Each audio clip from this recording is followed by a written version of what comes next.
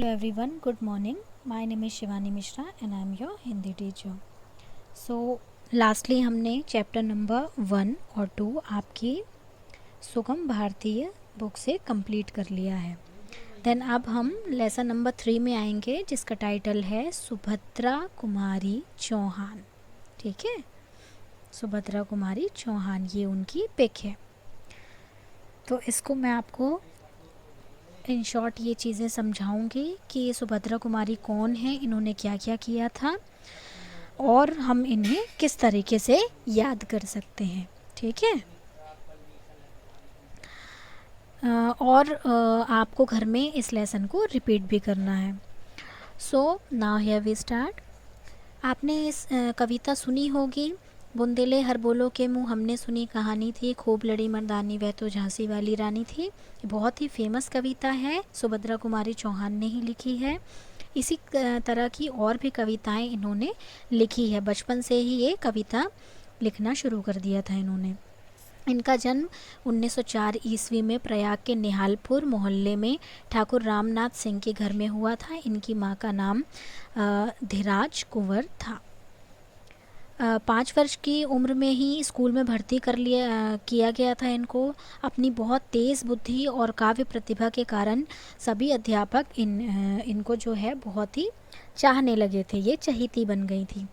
जब ये 7वीं कक्षा में आई तब इनकी मुलाकात महादेवी वर्मा से हुई. महादेवी वर्मा इनके बचपन की सबसे प्रिय मित्र थी क्योंकि वह भी जो है लेखिका हैं और वो भी कविता लिखती थी और इनको उनकी कविताएं बहुत अच्छी लगती थी. इनका विवाह खंडवा निवासी वकील लक्ष्मण सिंह चौहान के साथ हुआ. इसी समय जलियांवाला बाग कांड भी हुआ था. इस कांड में सारे देश में अंग्रेज़ों के प्रति रोष की लहर फैल गई थी, मतलब बुराई की लहर एक फैल गई थी. इस बीच गांधी जी भी मौजूद थे. उन्होंने विदेशी वस्तुओं तथा असहयोग आंदोलन के लिए छात्रों का आह्वान किया, उनको चुना. इससे प्रेरित होकर सुभद्रा कुमारी चौहान ने भी मतलब इसमें भाग लिया और उन्होंने भी अंतर्राष्ट्रीय जितने भी राष्ट्रीय आंदोलन उसमें जी जान लगा दिया. उसमें भाषण भी देती थी. उनके भाषण बहुत जोशीले होते थे, देशभक्ति के ऊपर होते थे और बीच बीच में वो अपनी कविताएं भी सुनाने लगती थी. जैसे विजयिनी माँ के वीर पुत्र पाप से असहयोग ले ठान, गुंजा डालें स्वराज की तान और सब हो जाएं बलिदान. इसी तरीके की बहुत बड़ी संख्या में लोग उनके भाषण को सुनने आते थे. उनको इसी चीज़ के लिए अंग्रेज़ सरकार ने गिरफ़्तार कर लिया था और जब वे गिरफ़्तार हुई थी तब वे गर्भवती थी. तब भी उन्होंने बहुत सारी मतलब जेल के जो भी कष्ट हैं वो झेल लिए थे और उनकी तबीयत भी बहुत ज़्यादा ख़राब होने लगी थी. देन उसके बाद सत्याग्रह की समाप्ति के बाद बेटी सुधा को उन्होंने जन्म दिया और 2 बेटों को जन्म दिया जिनका नाम अजय और विजय था.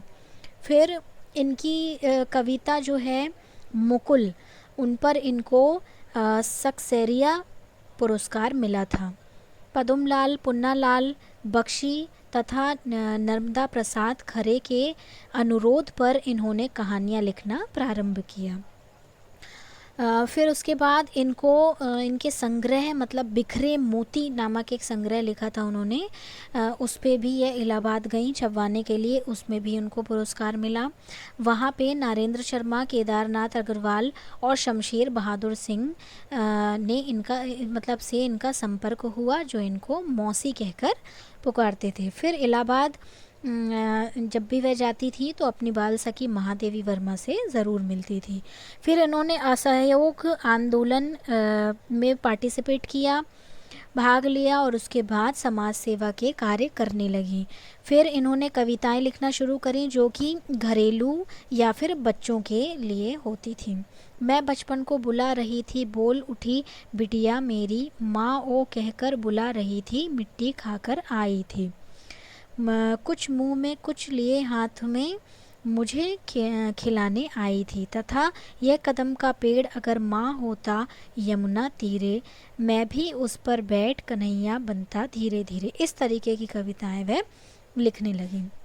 फिर सन 1936 में मध्य प्रांत असेंबली की जबलपुर महिला सुरक्षित सीट से इन्होंने विधानसभा सदस्य मतलब पद को धारण किया, निर्वाचित हुई वह।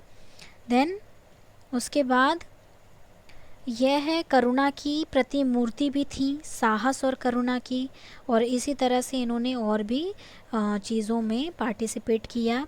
और यहाँ मतलब जो भी अनाथ बालिका थी वहाँ पर भी उन्होंने आश्रय प्रदान, मतलब अनाथ बालिकाओं का एक गृह बनवाया था।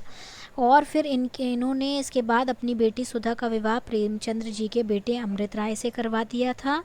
फिर जब इनको मालूम हुआ कि गांधी जी की मृत्यु हो गई है तो इन्हें अपनी मृत्यु का भी आभास हुआ, और 3-4 दिन पहले इन्होंने अपनी बेटी से कहा कि मृत्यु के सत्य को भला कौन टाल सकता है। फिर नागपुर में शिक्षा विभाग की बैठक से लौटते हुए सन 1948 में इनकी मृत्यु हो गई एक कार एक्सीडेंट में। ठीक है, तो मिला तेज से तेज, तेज की वह सच्ची अधिकारी थी। ये बहुत ही फेमस महिला थी जिनका नाम सुभद्रा कुमारी चौहान था। अब हम विस्तार से कुछ चीज़ें जानते हैं कि जलियांवाला बाग कांड क्या था। तो अप्रैल 1919 बैसाखी के दिन अमृतसर के जलियांवाला बाग में एक सभा चल रही थी जिस पर जनरल डायर ने गोली चलवाई, मतलब बहुत सारी गोलियां चलवाई, और जिसमें हज़ारों लोग मारे गए। उसमें कोई भी बच्चे जो इंसान था वो बचा नहीं, जो भी वहाँ शामिल था, बच्चे हों, बूढ़े हों, स्त्रियां हों या गर्भवती स्त्री हों, सबको उसने मार दिया था।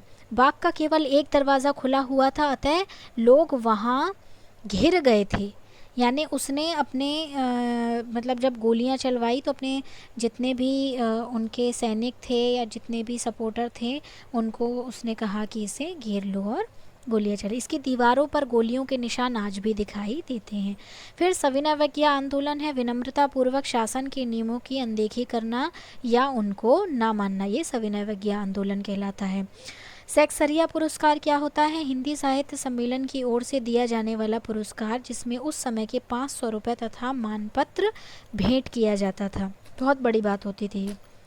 मध्य प्रांत असेंबली उस समय का मध्य प्रदेश और बरार क्षेत्र जिसकी राजधानी नागपुर थी। अब हम शब्दार्थ में आ जाते हैं।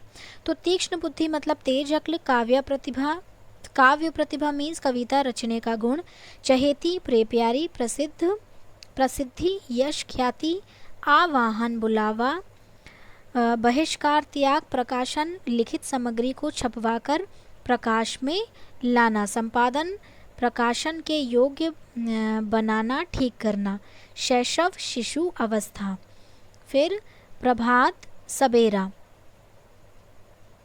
विकास बुद्धि होना बढ़ना, यौवन जवानी मादक मस्त करने वाला, हुलास मीन्स खुशी, आघात गहरा दुख दिल पर लगने वाली चोट, और असहयोग मीन्स सहयोग ना देना।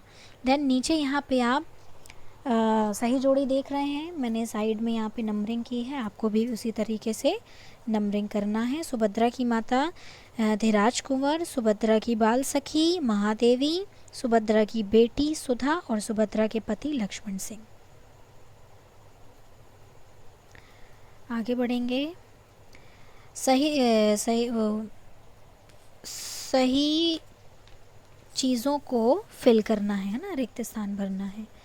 तो बुक पेज नंबर 14 में सबसे ऊपर है सुभद्रा कुमारी चौहान का जन्म 1904 ईस्वी में हुआ। 1994 आपको ये बीच में फिल करना है।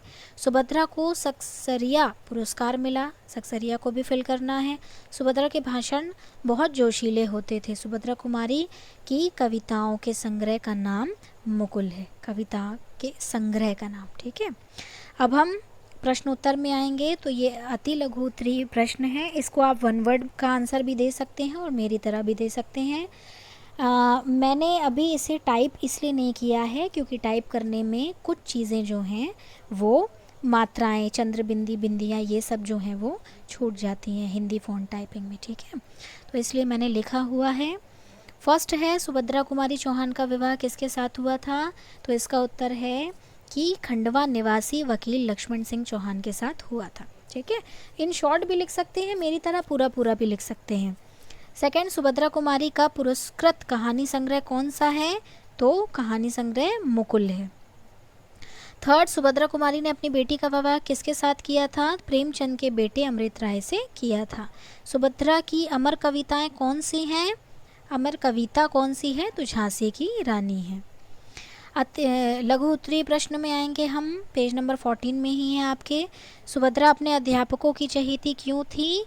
अपनी तीक्ष्ण बुद्धि और काव्य प्रतिभा के कारण वह अपने अध्यापकों की चहेती थी। सुभद्रा की सबसे प्रिय बाल सखी कौन थी और क्यों? तो उनकी प्रिय बाल सखी महादेवी वर्मा थी, क्योंकि सुभद्रा कुमारी को उनकी कविताएं पसंद आती थी। ये आपको पूरा पूरा ही लिखना है क्योंकि ये लघु उत्तरीय प्रश्न है। सुभद्रा ने कौन कौन सी आंदोलनों में भाग लिया? सुभद्रा ने सत्याग्रह, असहयोग आंदोलन व सविनय अवज्ञा आंदोलन में भाग लिया। सुभद्रा कुमारी चौहान की रचनाओं की क्या विशेषता थी? इनकी रचनाओं में देशभक्ति की भावना व जोशीलापन मौजूद था। देन होमवर्क में आएंगे हम, पेज नंबर 15 और 16 आपका होमवर्क है। तो यहाँ पर लिंग बदलना है। जो लाइन खिंची हुई है, यहाँ देख रहे हैं, जैसे दादा, यह मेरे दादा हैं, तो आपको लिखना है यह मेरी दादी हैं। तो जो लाइन खिंची है उसको बस चेंज करना है, बाकी सेम वाक्य लिखने हैं। नीचे भी आपको लिंग बदलने हैं, जैसे बालक का बालिका, तो छात्र का छात्रा, है ना, फिर घोड़ा का घोड़ी, इस तरीके से लिंग बदल के नीचे लिखना है। बहुत ईजी है, अगर आपको नहीं बनता है तो पूछ लीजिए। सेम इसी इसमें भी करना है, लिंग बदलना है, ठीक है। तो होमवर्क करके सेंड करना मत भूलिएगा। Thank you so much class.